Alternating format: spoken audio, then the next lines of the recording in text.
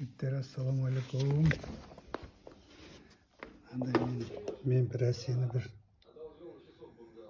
қарайын деп, мына пенсиямды қайдан шықты мына сандар деп, мына средний по возрасту пенсионный фондқа барған. Маған түсіндірші осыны қалай есептейді.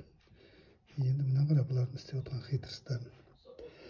Ұстаз менде 19 жыл 6 ай, 19 жыл 6 ай 334 ай болады екен. Менде зарплата средний өздерінің берген 698.748 69 теңге средний зарплатам. Енді бұлар келеді, средний зарплата 146.280 зарплат деп алады. Анауын алмайды, установлен дейді, сондай өздері қойған ғой енді, үкімет бас. Соны еще 60-ға көбейтеді де, оның зарплатын түсіреді.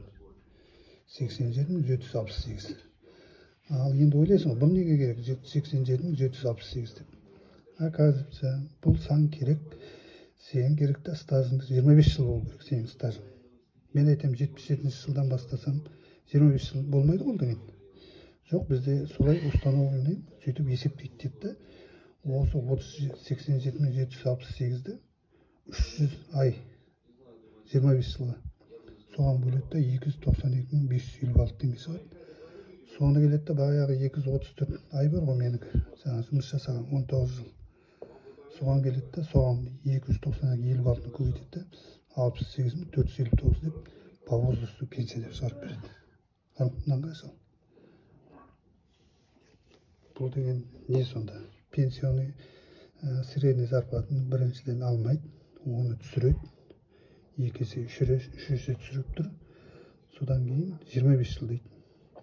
Ал математиктер есептеңдер, айтыңдар, кімдікі дұрыс екен, кімдікі бұрыс екен. Үкіметтің істеп отқан қитұрық соғыс екен.